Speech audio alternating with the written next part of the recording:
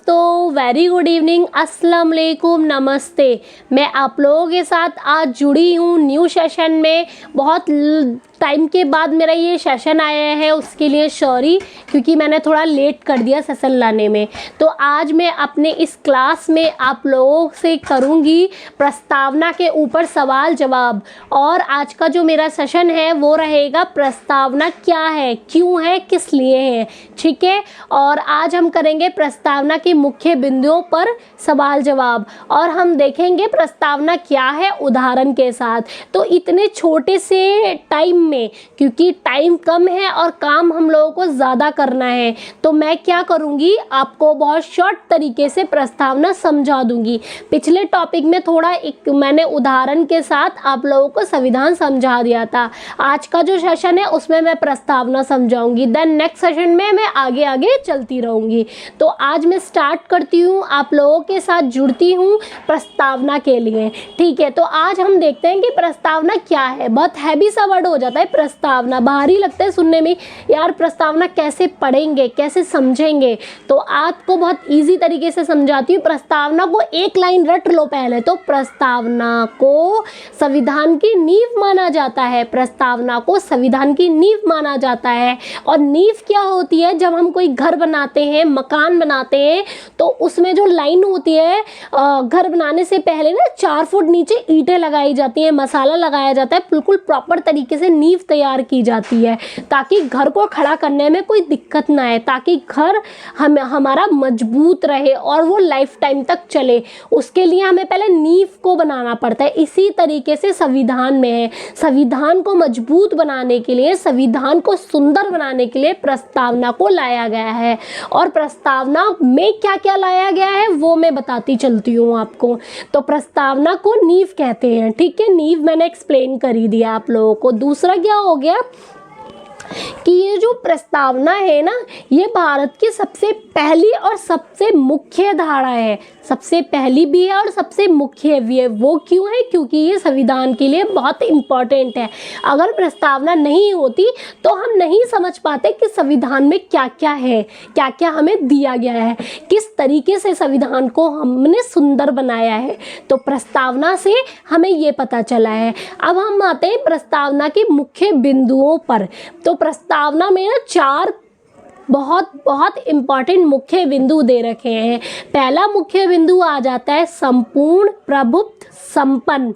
इसमें क्या है कि भारत पूरी तरीके से संपूर्ण है, पूरी तरीके से पूरा है, प्रभुत्व, संपन्न, पूरी तरीके से कंप्लीट है।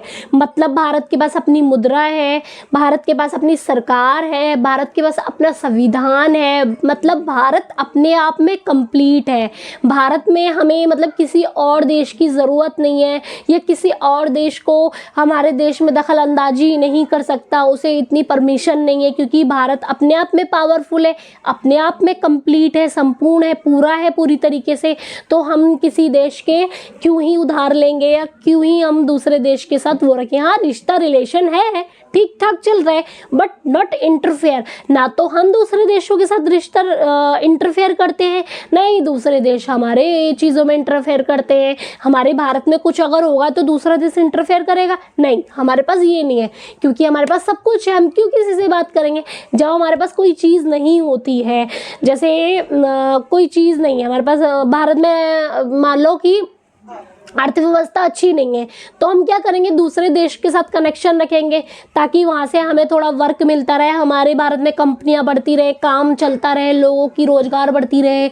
लेकिन ऐसा नहीं है, क्योंकि हमारा भारत पूरी तरीके से खुद में कंप्लीट है, खुद में कंप्लीट है, तो हमें दूसरे की चीज़ों की ज़रूरत नहीं है।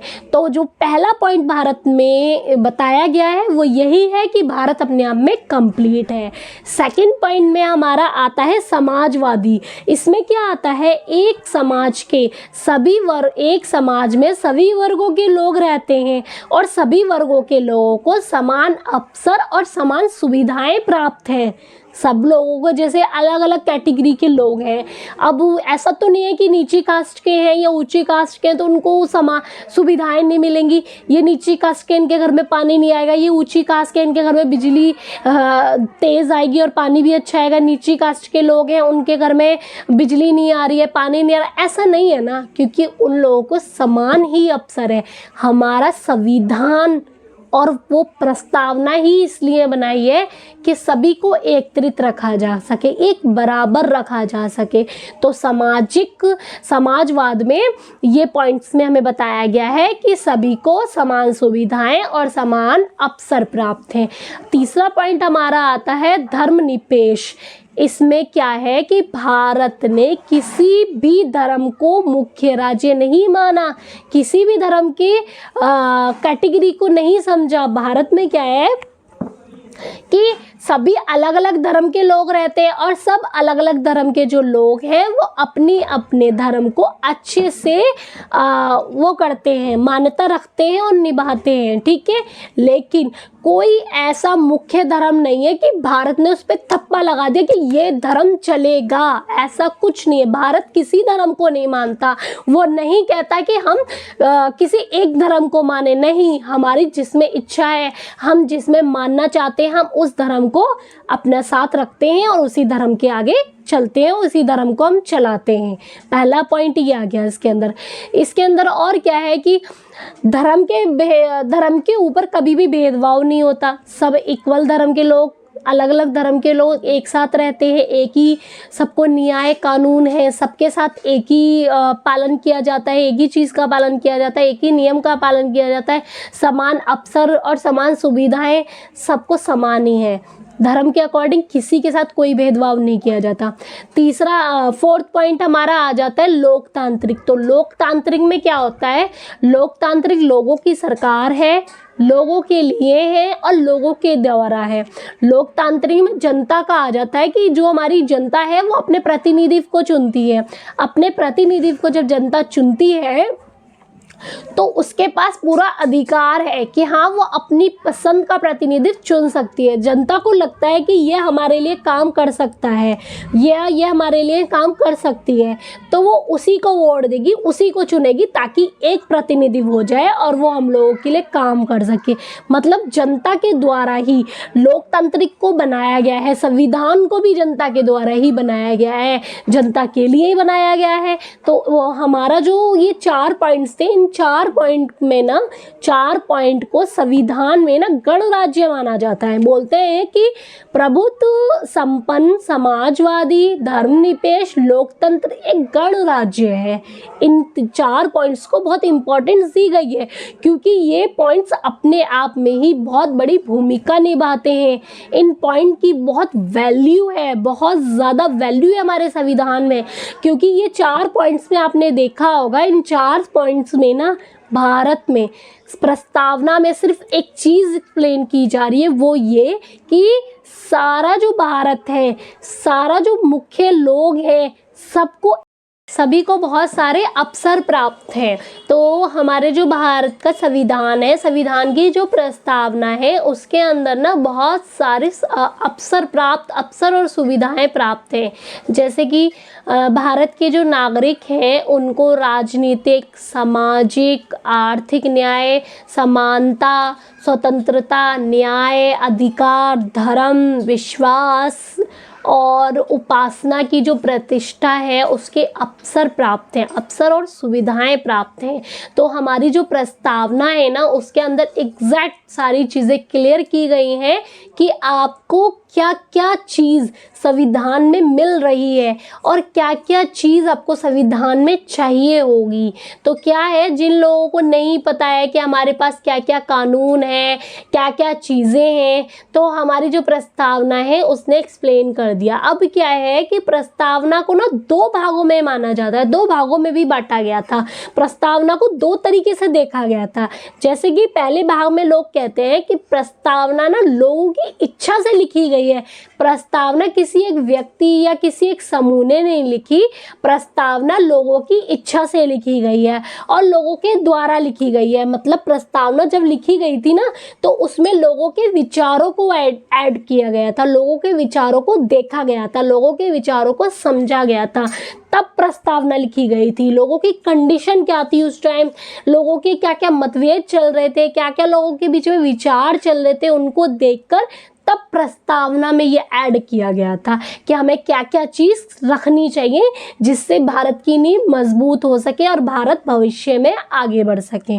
सेकंड भाग में देखा जाता है कि नहीं, लोगों की इच्छा से नहीं लिखा गया। ये क्या है, ब्रिटिश सरकार से जब युद्ध के दौरान हमें स्वतंत्र हो गए थे हम, तो हमारा जो भारत था ना वो भटका हुआ था, पूरी तरीके से अलग अलग था, बिछड़ा हुआ था। तो उसके लिए हमें भारत का जो भविष्य था उसे अच्छा बनाने के लिए, उसे निर्धारित करने के लिए हमें प्रस्तावना को बनाना पड़ा। उस टाइम क्या था, जब अंग्रेजों से लड़ाई चली थी, क्या था, भारत के जो लोग थे कुछ अनएजुकेटिव थे, पढ़े लिखे नहीं थे, समझ नहीं थी लोगों के अंदर। तो कुछ लोग पढ़े लिखे भी थे जो अंग्रेजों के साथ काम भी कर रहे थे, जिन्होंने अंग्रेजों के साथ मिलकर खूब पैसा कमाया, और कुछ लोग जो बिछड़े वर्ग के थे, गरीब लोग थे, वो लोग पिस रहे थे इसमें। तो क्या था, जो लोग अंग्रेजों के साथ काम कर रहे थे ना, वो अंग्रेजों को आइडिया भी देख रहे थे कि अंग्रेज किस तरीके से हमारे भारत में काम कर रहे हैं। तो उन्होंने क्या करा, अंग्रेजों की जो नॉलेज थी, अंग्रेजों का जो वो था, व्यापार था, नॉलेज थी, उसको अपने साथ ऐड कर लिया। वो तो ऐड कर ही लिया, प्लस में क्या हुआ, जब अंग्रेजों की चालाकियाँ परखी, समझा, तो थोड़ा सा माइंड भी आ गया लोगों के अंदर। तो अब जो क्लास हमारी थी, प्रस्तावना का जो सेकंड पॉइंट था, उसमें ये था कि ब्रिटिश सरकार से स्वतंत्र होने के बाद भारत ने प्रस्तावना को बनाया ताकि हमारे भारत का जो भविष्य है उसे अच्छा बना सकें, उसे बेहतर बना सके। लोगों के बीच में एकता नहीं थी, एकता को लाया गया, समानता नहीं थी, समानता को लाया गया था। तो जो मुख्य पॉइंट था ना, वो यही था कि प्रस्तावना जब हम अच्छी बनाएंगे और मजबूत बनाएंगे तभी संविधान अच्छा होगा, और जब संविधान अच्छा लिखा जाएगा तो लोग फॉलो भी करेंगे उसे। अब ये नहीं है कि सरकार ने ना एक मोटी सी किताब में कुछ भी लिख दिया कि आपको बाहर जाना मना है, आपको दूसरे कंपनियों के साथ व्यापार करना मना है, या आपको ये सब मना है। मतलब बहुत सारी चीज़ें उन्होंने एक्सप्लेन कर दी उसके अंदर।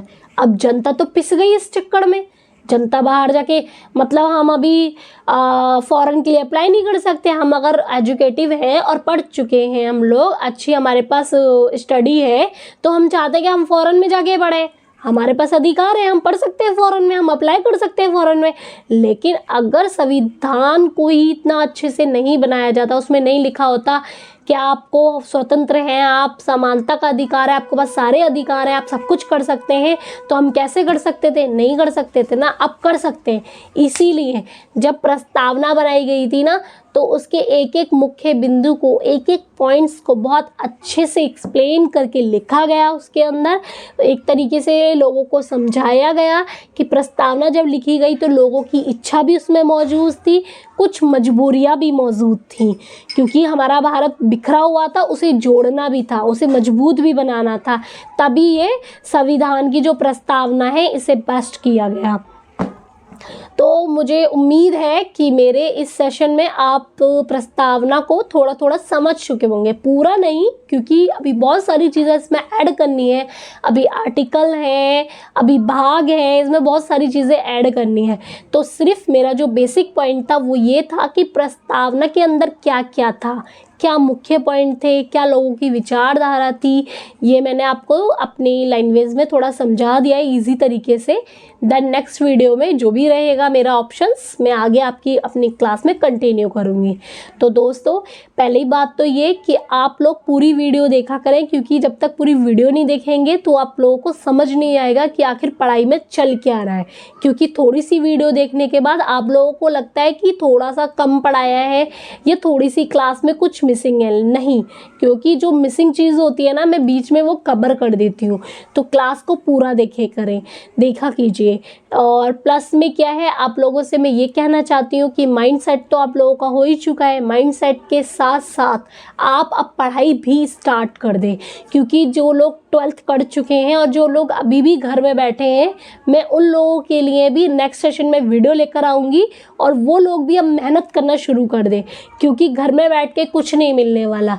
जब तक आप कुछ नहीं करोगे ना तब तक कुछ नहीं मिलने वाला। आप पढ़ाई करो, पढ़ाई पे फोकस करो। सबसे पहले तो एक भारत के नागरिक हो आप, आपको संविधान को जानना चाहिए। पहले आप संविधान को जानो, समझो, देन उसके बाद अपना पर्पस तैयार करो। ठीक है दोस्तों, मेरी वीडियो में इतना ही। नेक्स्ट वीडियो में आगे से कोशिश करूँगी बेस्ट से बेस्ट लाने की। जय हिंद, जय भारत।